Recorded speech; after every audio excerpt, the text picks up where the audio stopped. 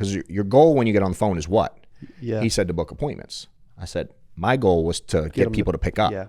Just talk to people. And he was like, God, I'm like, you can't book them if they don't pick up.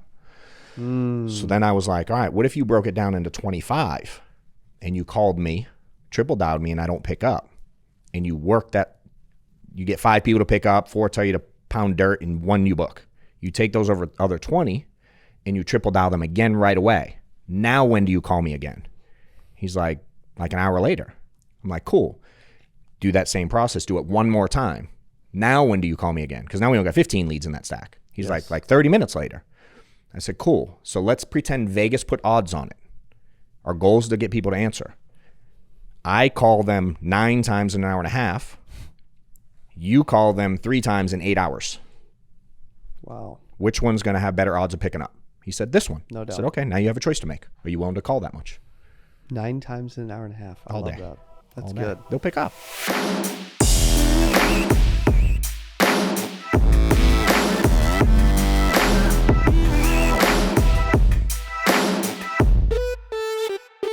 So we finally released a podcast, our CA Power Players podcast. This will be one of our first several episodes. I have Mr. John Wetmore in the house. Also, this podcast releases and comes out every Tuesday at 8 a.m. Central Standard Time. You can find it on Spotify, Apple, anywhere you listen to podcasts. And a lot of times we'll also put the video on YouTube. So make sure that you check it out. So welcome back to another video on our channel with Mr. John Wetmore. Dude, appreciate you being here, buddy. Yeah, thanks, bro. I'm excited. I love being part of it. Dude, I just like doing stuff with you, man. Yeah, thank you. For those that don't know this cat, okay, he was pretty much the brokest dude in all of Georgia, and now he's pretty much not. Okay? I don't know what to say there, but you know, that's life has changed a little in the last 8 years. Yeah. But he still acts like he's still humble. He doesn't brag about his bank account and how well he's doing. Like, I love that, you know. Told Dylan I wouldn't touch the mic, and I already did. Dude, I would love to. I want to walk through your story a little. I know we shared it on the Rising Stars Mastermind, the private calls that we do, and agents ate it up. And I want to give you guys a little context too. I want to drop some big nuggets early so that you do not miss this whole episode. Okay, that you stick around, because he went from, no joke, like struggling as a part-time agent to now his agency has about 1,548 writing agents last month. Yep, right about that. Okay, and over 11 million in life insurance premium last month. Simplified issue, mortgage protection, and final expense. Correct. Dude, how'd you do it? That's a loaded question. One agent at a time, brother. Yeah. You know, for me, dude, I was introduced to the business as a business, not introduced as an insurance producer, right? But certainly the producer side for me was an opportunity to get out of the 9-to-5 job I had. Yeah. I was making 40-something grand a year that time. You were an accountant. Yeah, I was an accountant, not a CPA, like a staff corporate doing books at a private company. Did you enjoy that? I hated it. Yeah, I hated it. I don't make a good employee at all. No, but that's how your brain works, though, right? Yeah. From an accountant standpoint. I was a fairly good accountant for my role. Yeah. And I got stuff done, but I didn't enjoy it. It didn't fulfill me. It didn't feel like I was accomplishing anything. It was paying the bills. Yeah. You know, and I was tired of that, man. I was 35 years old and tired of going through that rat race, to be honest. And I've always wanted more. I didn't have a platform. I was always looking, but I didn't find a platform that I could execute on yet. So, you know, for me, it started with a desire to do it. I was really bad with people at the beginning, so I tried to hire. When you say you're really bad with people, what do you mean? Man, you should get my wife on for this one. I just Steph's sitting over behind us, by the way. Okay, so she's watching. She's in here. Yeah, I always had a good heart. I always wanted good things for people, and not necessarily for an excuse, but where I grew up, I wasn't raised with Southern hospitality, and you know, I didn't realize how different we all were from each other. Honestly, I thought everyone thought the same. I'm not saying my way is the right way to think, but I didn't know how different people were. It's a pretty good way to think, though.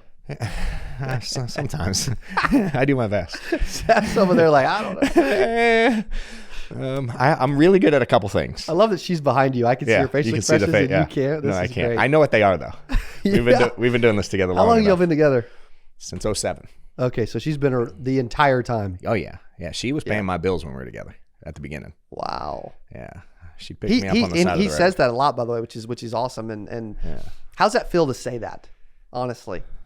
It's cool to have someone there that was in it with me just to build a life, you know? Yeah. I be honest, at the beginning, I didn't like that she made more money than I did because I wanted to be that breadwinner and provider and, you know, but it was nice to have for sure because we needed it. I mean, we wouldn't have, it was needed at the beginning for sure, you know, so it was good.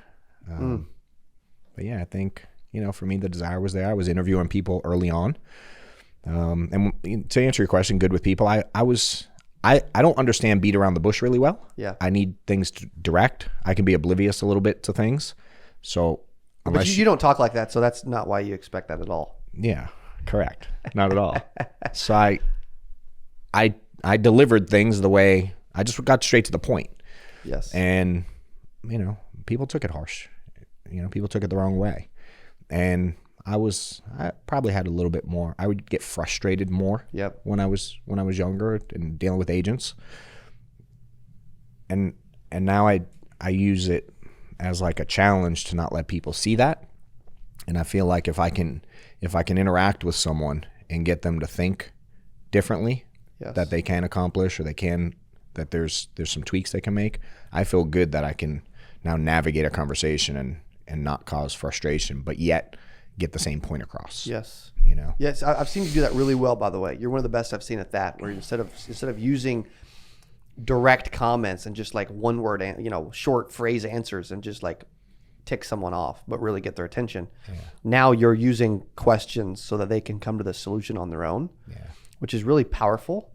How important is that for people that are working with agents to not just give them the answers? Yeah, I think it's the most important piece of it. And I related a lot to the sales side, right? You would never go into a house and just start screaming at a client that they need life insurance or else. You don't have it? What is wrong with you? You need to buy this. Correct. It makes no sense. That's kind of what we're doing on the recruiting side. Yes. That's a good point. Correct. And if you get an objection, you don't just beat them up. Yeah. Does that make sense? It's like you kind of half ignore it and ask a couple questions. Yes. Or you go back to maybe what they told you their problem will be. You kind of go back. If you're asking the right questions, you get the answers, you get an objection, you can go, but hey, didn't you say... Yes. You know, if Bob died, you'd have to move to Kentucky with your parents. That's a way to go, are you serious? Yeah. Like you can't say no here. You need it because and then then once you ask the question, then certainly you can deliver the same thing you want to say. You just can't deliver that first. Yes. And so on the agent side, for me, it's the same thing. Give us an example of this, by the way, because this is really powerful. Because, okay, for example, you were talking to a female agent in your office, or maybe it was a dude, and you were talking through like, you were like, how much did you dial? And they're like, oh, all day. Yeah. Let's talk through that, because that was really good. Yeah. I even did it at the event this past week. With somebody? Yeah. The guy, cool. I don't remember who it was. I think his name was Austin, maybe? The guy that was sitting next to me in the mastermind that night, Thursday night. To your, which side of you? My right. He was sitting right next to Dan. Yeah, that's Austin. Yep. I did it with him. Because he was asking about producing more. Yeah. He's producing like 10 grand a month or whatever, and he wants to do more.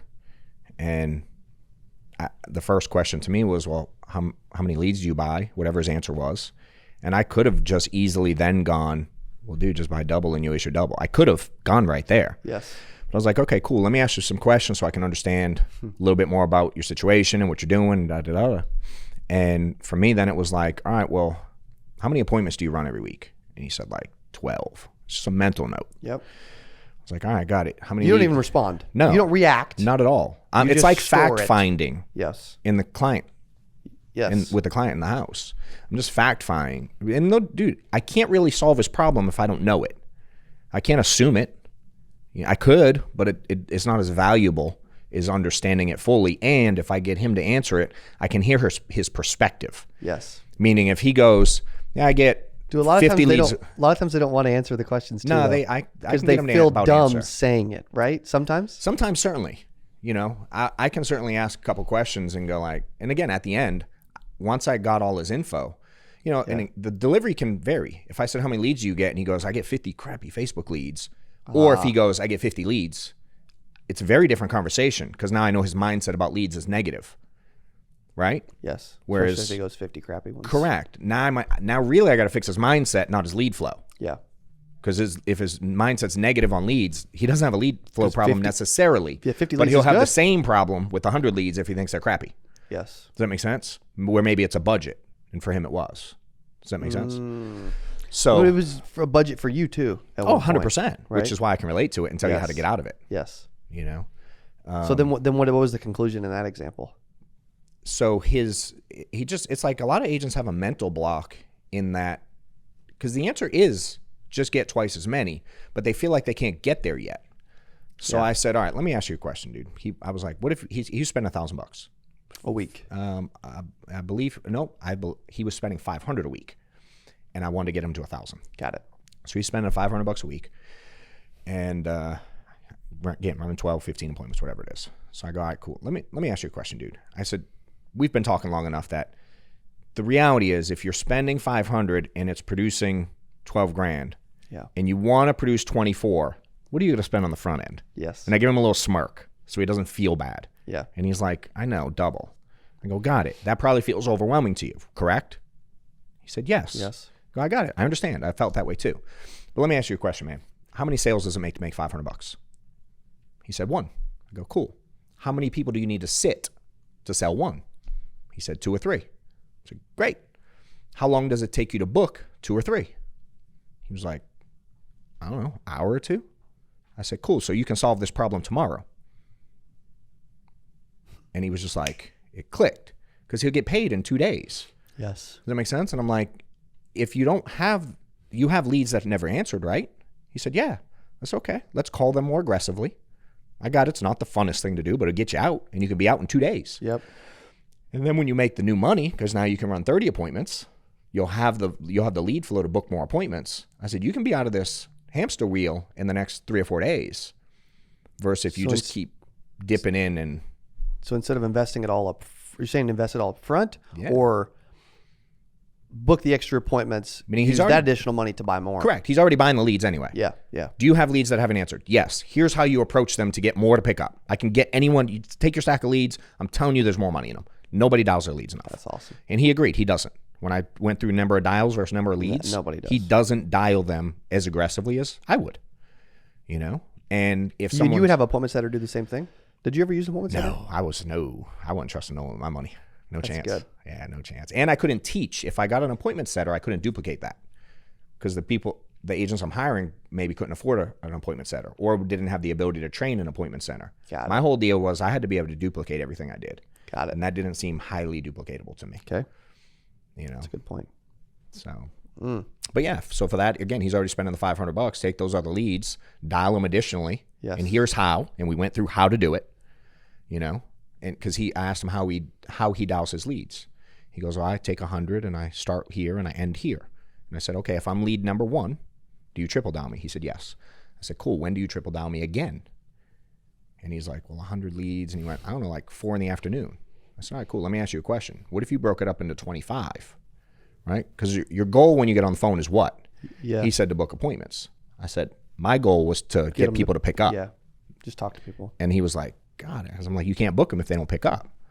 So then I was like, all right, what if you broke it down into 25 and you called me, triple dialed me, and I don't pick up, and you work that, you get 5 people to pick up, 4 tell you to pound dirt, and 1 you book. You take those other 20 and you triple dial them again right away. Now when do you call me again? He's like an hour later. I'm like, cool. Do that same process. Do it 1 more time. Now when do you call me again? Because now we only got 15 leads in that stack. He's like 30 minutes later. I said, cool. So let's pretend Vegas put odds on it. Our goal is to get people to answer. I call them 9 times in an hour and a half. You call them 3 times in 8 hours. Wow. Which one's going to have better odds of picking up? He said, this one. No doubt. I said, okay, now you have a choice to make. Are you willing to call that much? 9 times in an hour and a half. I All love day. that. That's All day. good. They'll pick up. And so you're breaking into small chunks and working them. 25 leads at a time instead of just dialing all 100 through. And then once I'm done with those 25. And you triple dial every time that you call that lead. Yeah. Obviously, if they answer, you don't. But and then I also I had a rule where you had to say no to me on the phone and no to me in person. Until I got to a stage where I was booking enough appointments, I didn't have time to door knock. Yes. But for the beginning, they told you no on the phone. You still door knocked them. yeah, the next day, and you still got sales out of that all the time, even after they told you no on the phone. Yeah. Why is it so hard for an agent to grasp that? Even think that's even possible? Because if somebody tells them no, they're never going to their door. Here's how I relate it, man. People are different in person, right? And a lot of people have a hard time grasping that. But let's pretend I would be nice in person after I told you no yesterday on the phone. Now, And I would probably say, I told you no, They but won't hey, even know you it's know you. what? I respect that you're here. Yeah, they won't even know If it's I you. even remember. And my accent stood out in the South. And I had very few people say anything. And if they did, I'd go, yeah, I don't know. They imported a bunch of us from Boston to do this thing. I don't know who it was. And I'd just move on. I'd make a joke. They'd laugh, and we keep it moving. Imported a bunch of Yeah. And I just make them say something That's dumb. good. And it would disarm them. Yes. And a lot of people go to a door and they're trying to sell right away, where maybe if they're like, they're not ready for that. My first step is to disarm them, not talk about insurance. Yes. But for the example I always give people is like, I'm going to give two scenarios to see how different people are. Behind the phone, people are different than they are in person. And something that we all deal with every day, if we're sitting in on the interstate in traffic, right? And Steph hears all this stuff. Y'all can't hear her snickering in the background. She's heard these stories a million times. She knew exactly where he was going. I loved it. But we're in traffic and someone and you cut someone off. Yeah. Does that make sense? What typically is that person going to do? Flip them off. Correct. Get upset. Whatever. Correct. I don't know. I may have jumped to the extreme, but Yeah, correct. Honk the horn, yell at you, flip you off. They're going to be mad. yeah. Okay? Yeah. That's like the phone. Okay? Now, do you go grocery shop? Because you're in a car. Correct. Do you grocery shop? Not enough. Have but you ever been? I have All been. right. Yes. So you're going down the aisle. You're coming down aisle 1 on a buggy, and they're in the main aisle. Yes. You ever like almost run into someone? Y'all about turn into each other? Yeah. What do they say every single time? Sorry. Every time. Because you're in person. Same person cuss you out in the parking lot. They say sorry here. People are different in person. That's good. You know? Dylan, we should have charged for this episode. Is there still a chance of doing that? Like, hey, put your credit card in, it's $7 for the next 7 minutes. This is ridiculous, but this is strong, and I mean that. Like, this is really good, because there's actionable stuff that agents can relate to and use. That's why you should probably listen to Power Players podcast more, because I can't promise that we'll have John Wetmore on every time, but it's gonna be pretty good. I also think you should stop and where you're watching, I think you should share and comment and release this thing and say John Wetmore's like the GOAT of lead training so far, like sales training to work leads, because he probably is. You guys also talk about, like, if you're not spending $1,000 a week in leads, and maybe your philosophy is a tad different. I just heard this recently from somebody else, that you're part-time. Yeah, my exact thing is, if you're not running 30 appointments a week. Yeah, you don't relate it to a dollar part-time. amount. You relate it appointments. to appointments. Yes. Yeah, and the same thing. Again, I do this to everybody. If you're not running 30. Yeah, if you're you're not booking 30 or running 30. We can do it either. I think booking 30 bare minimum, and I'll tell you why. Yeah. Again, you book 30, how many are going to be there? 20. Correct. At most. Correct. How long's your average appointment? An hour. Okay, so we got 20 hours there. Yeah. Okay. How many appointments can you book an hour, you think? 4. Okay, so you got, I don't know. what's that, 6, 7, 8 hours of dialing? For 30? Yeah. Yeah, we just call it 8. Yeah, we'll round up to 10 because the math is easier. There you go. Okay, so we got 20 hours in the field, seeing people. Yep. 10 hours on the phone. That's 30 hours, dude. Yes. And you go, but I drive a lot. Dude, I drove a lot when I was an accountant. I didn't get to count that time towards my schedule. That's good. Does that make I sense? didn't pay you for that. Correct. Now, you want to count it, I ain't mad at you. Knock yourself out. I just choose not to count that. Correct. So for me, 30 appointments. 30 hours. I was running 30 appointments, and I would argue I wasn't working a full-time schedule. Now, I was running 30 appointments and recruiting. Buckle up. That was a lot of hours. Now you're up to 60. But again, you're running 15. 10 are going to be there? Yeah. That's 10 hours. 10 hours. And even if book it took 15, you the it takes same you 10 hours. 3 hours. Even if, let's say 10, to 4 be hours, extreme. 10 hours, yeah. For me, where I go, all right, because the agents mess up and they go, yeah, I dialed all day. And I'm like, oh. Well, that was the story you mentioned in the office a few weeks ago, and I loved. Yeah. And I said, all right, how many dials did you make? What's the average? Do you know? Average answer I get's like 120. Yeah. Right? 150. I don't usually hear 612. No. Right?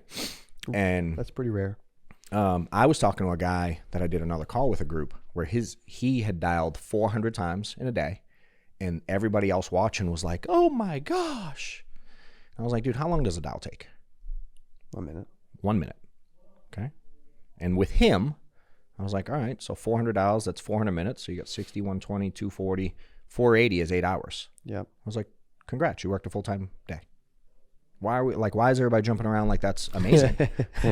Like I worked 8 hours days doing accounting and no one was like, oh my gosh, look how much work you did. Yeah, you actually worked the whole time you were here. So he should get an award. Yeah. So if you go like I did 120 dials, I'm like, no offense, that's 2 hours of dialing. Yeah. I've worked jobs that track me. I've had 2 jobs that track activity. Yes. And in those jobs, they would have given me 2 hours credit. A lot of marketing companies actually time track for projects. Now, if you drag that out 8 hours, that doesn't mean you dialed all day. Right. You just took all day to dial, and they're very different. You know. So again, I start looking at you're running 15 appointments. You're only seeing 10 people. That's 10 hours. You make 120 dials in the week. That's only 2 hours. So you work 12 hours. It's literally part time. Yeah. And no agent will argue they're home all the time, or if they're on the road, they're sitting in parking lots. Yes. They're not active. Right. You know. And again, I always say if it's this being your only job doesn't qualify it as your full-time job. That's good. Full-time is 30 plus appointments a week. And if you're part-time, that's okay. And I'll tell you, this is the greatest part-time gig ever. Yes, because you can make a lot of money part-time. But don't trick yourself into saying you're full-time just because it's your only job. Yeah. You know? That's phenomenal. I'd love to also talk through, like there's one piece where you talk through that you were upset and you were talking to Killamant and something flipped, right? And I'd love to talk through that story a little bit if you could, because there was something, because a lot of people are going to ask, okay, John was subpar, average, whatever. Mm-hmm. Then he wrote almost $500,000 in a year. And you were writing 100, I think, ish. Issuing about 150. I made 130. Issue about 150. Yeah. Then he triples. Yeah. All because of like something clicked, right? Yeah. What clicked? Yeah, I mean, it was a combination of one, understanding that I was working part-time. Yeah. I mean, the reality was I'd start dialing at 10. She used to have to go to work at 10. So I'd get up at 9:30. She'd get me up when she was about ready to walk out the door. So I'd get up. Wow. 9:30. I can't imagine. I can't see you. Yeah. How old were you then? 35, 36. No way. Yeah. 35, sleep until 9:30. Yeah. I was self-employed now, man. I used to have to get up I used to have to leave my house at like 5. I think we're about to wake some people up on this podcast, by the way, because there's people out there that is exactly their story. Yeah. And I'd watch SportsCenter a couple times sometimes. I'd book my appointments later because I didn't want to have to get up at 6 to get ready to be to an appointment at 8. Right? I used to do laundry back then. That's the only time in our marriage I did laundry was that year. You know. Do you miss that? No. Oh, sorry. Not at all. Not at all. Hey, her mom does it now, yeah, so okay, she don't do it either. Steph's like, I don't do it either. Yeah. She does get my clothes ready. You know what's funny is we do have a lady that not only cleans house every week, but she also comes and does laundry every week too. Yeah. Yeah, I'm all about it. Because it's like, dude, I mean, it's helping somebody else out. It's helping us out. And do I really want Lauren to spend a bunch of her time doing that kind of stuff? If we can afford to help it, not really, you know? And some people go, it's nice you can afford it. If you stopped doing it and dialed more, you'd be able to afford it too. 100%. You know? And 100%. So that year I really started to grasp, because I started putting myself around more successful people. I was tired of being around people that were like me. I was tired of it, dude. Yeah.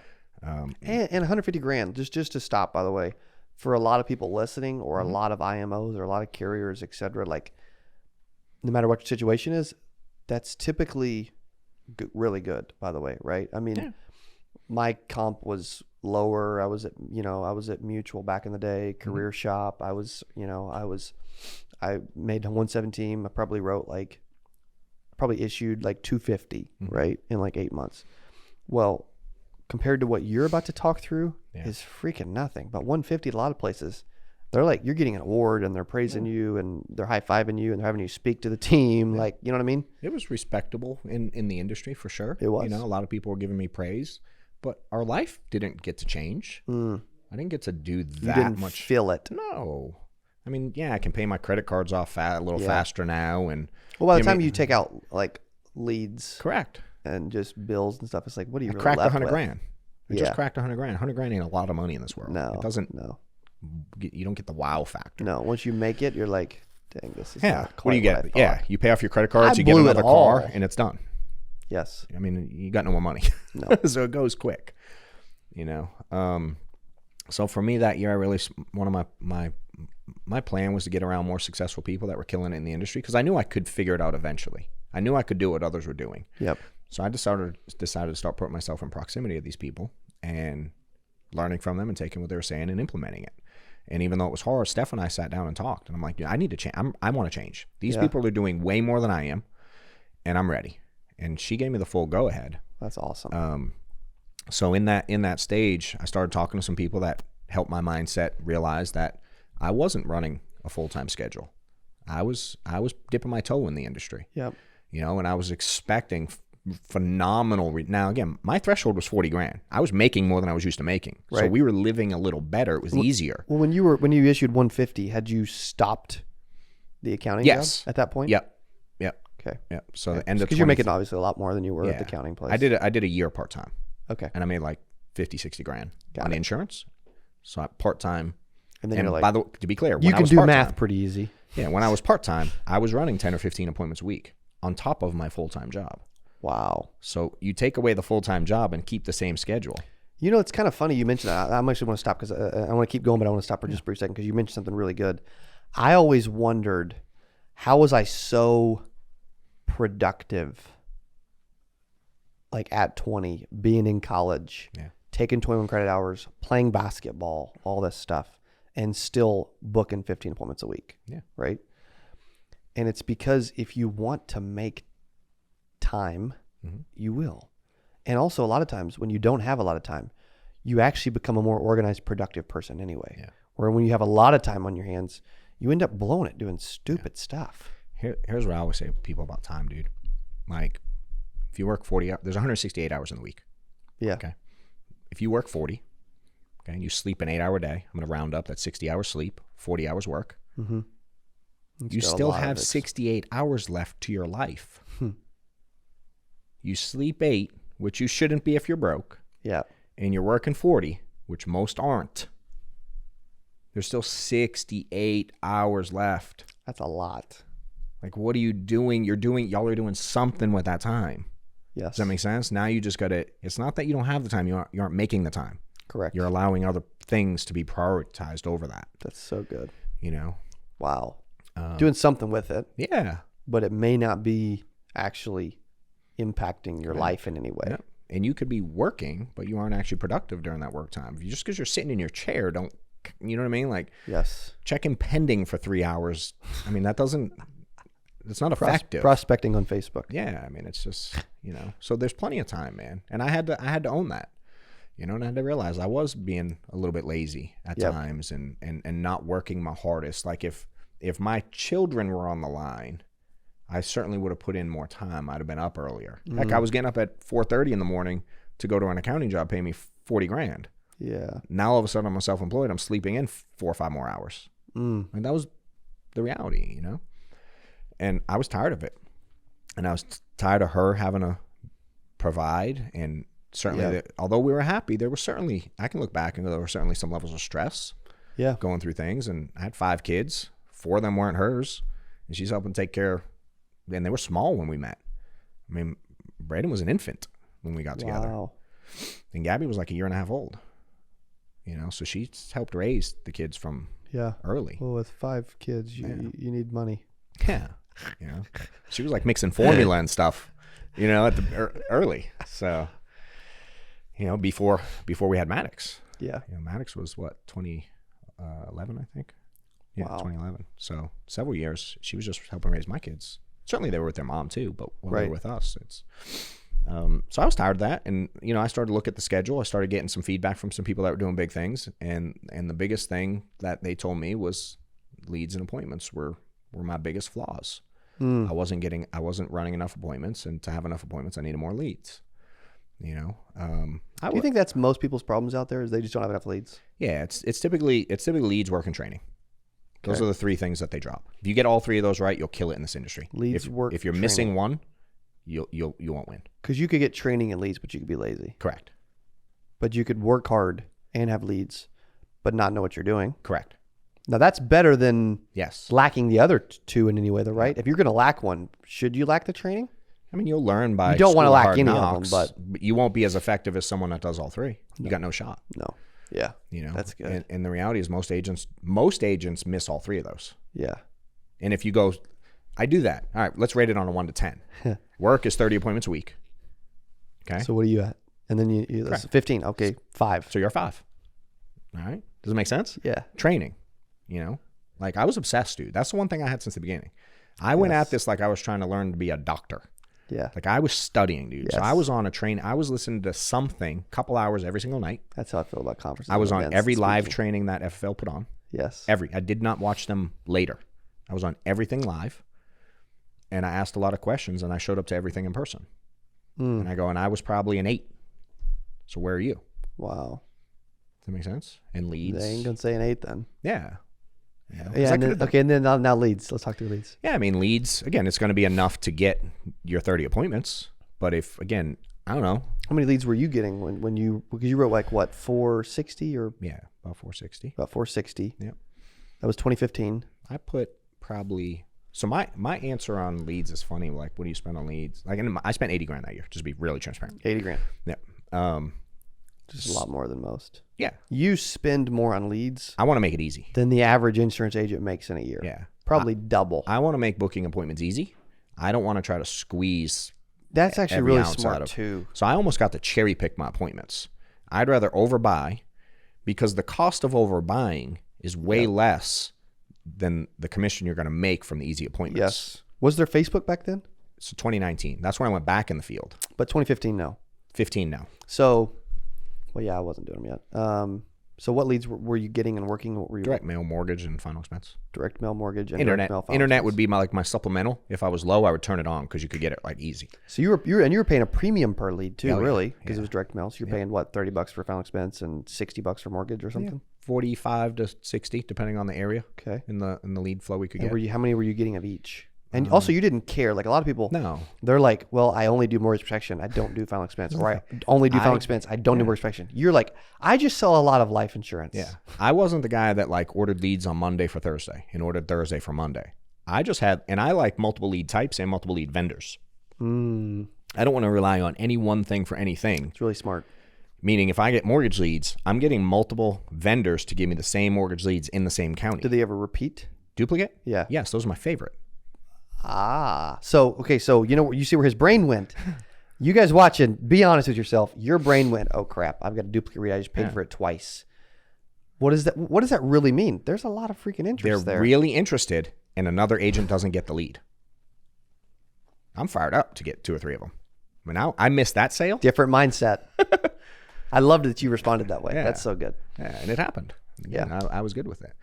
So multiple types, multiple vendors. So mortgage, final expense, internet, and multiple vendors just in case anything.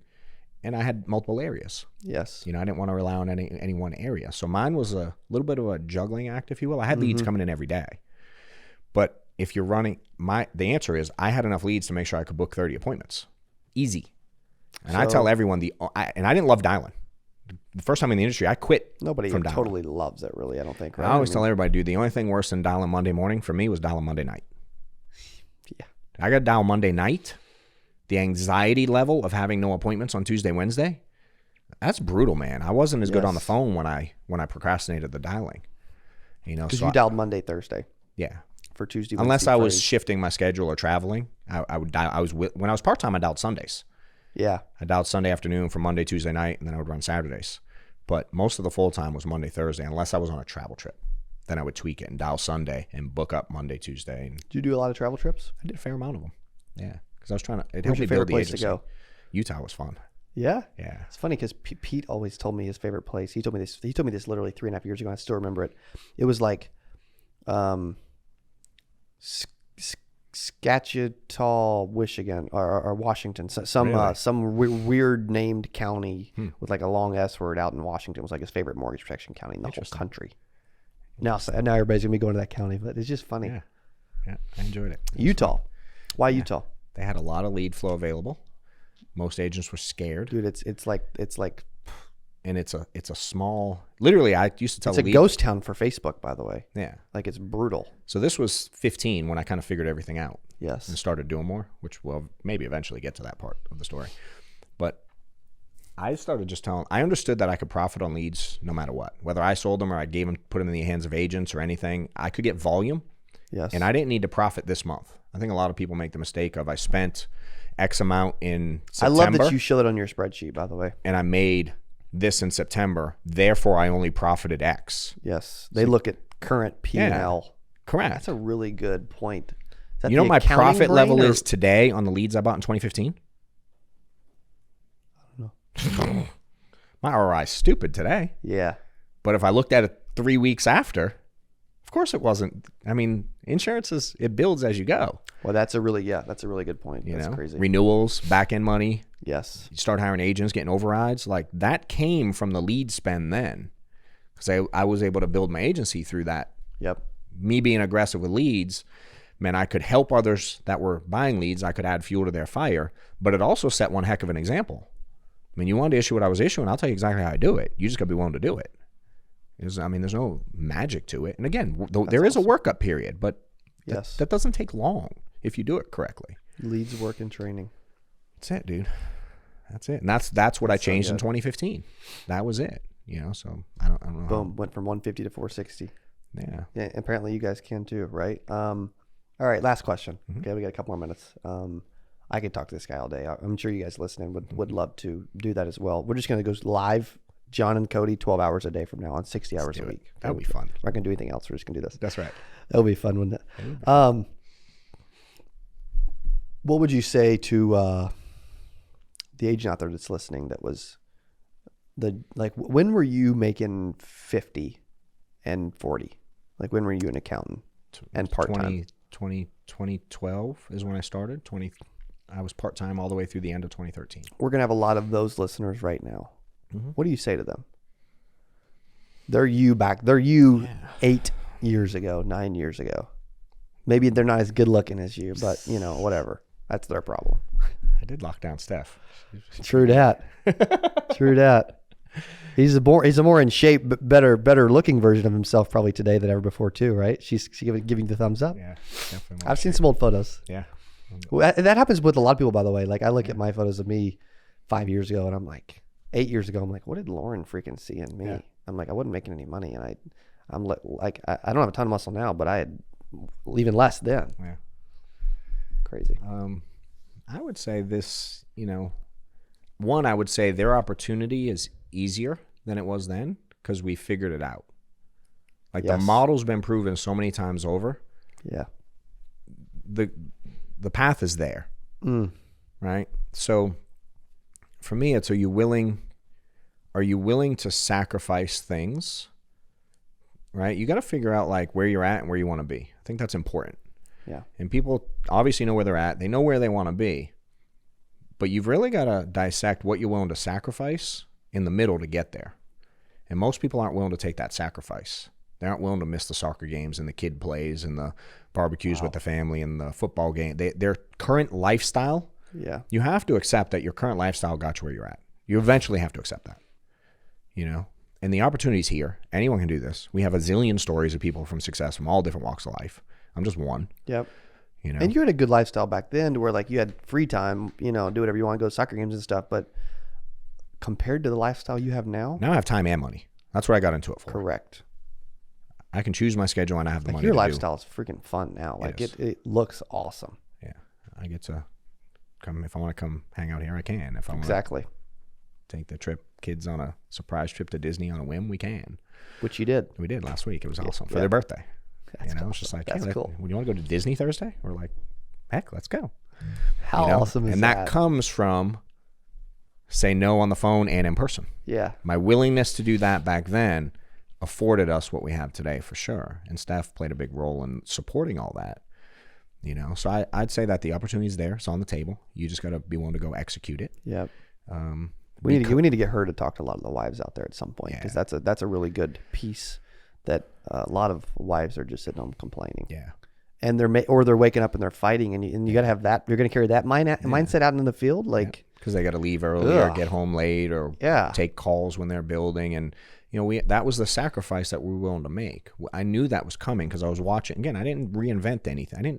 The insurance industry's been around forever. Yeah. And there are plenty of people who sold that before me. You didn't create some secret recipe. No, I just executed the plan.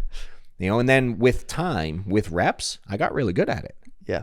You know, and a lot of people want the skill set first and then they'll work hard. I'm like, that's backwards. You gotta do it the other way. I liked when you said that from the panel at SWAT, activity before skill set. Yeah, and I tell everybody if they would judge their activity with as much scrutiny as they judge their results, their life would change. Meaning, if you got as mad that you didn't start dialing at 7 a.m. As you did that the phone number was disconnected on the lead, does that make sense? So good. Or if you got as mad when you didn't run 30 appointments as you do when you get a chargeback. Yes. If you got that angry that you didn't run 30 versus just getting angry at the result side of things. We're spending 4 hours complaining to the vendor that you got a disconnected number. Correct. Or that 4 people said they didn't want to buy insurance from you. You spent X amount of time complaining about a lead. You could have went and made that 15, 20, 50 bucks 18 times over. And the amount of mental energy that you spent on that is exhausting. And then when you do put forth your effort, you're not going to be in the right mental state to have success anyway. Such a good point. And then you want to build an agency? Yeah. Right over 15 bucks on, you know what I'm saying? Yeah.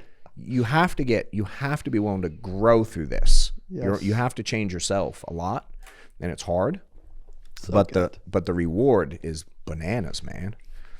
And now it's easy for me to explain to people what they need to do because I've been through every stage of this, and I've made a lot of mistakes along the way, and I've had a ton of coaching and guidance and mentorship, and I just executed what they told me. With time, now I can look back and go look at it all. Going through it, there were some tough times, man. It wasn't always easy, and there was lots of balance and manage, but I thrive in that situation. Now we just need to buy a private jet. 100%. That's on the list. But dude, he did the activity and the work first, right? That's what you guys got to figure out. Okay, John, unbelievable interview. Probably one of our best interviews ever from a pure agent content standpoint.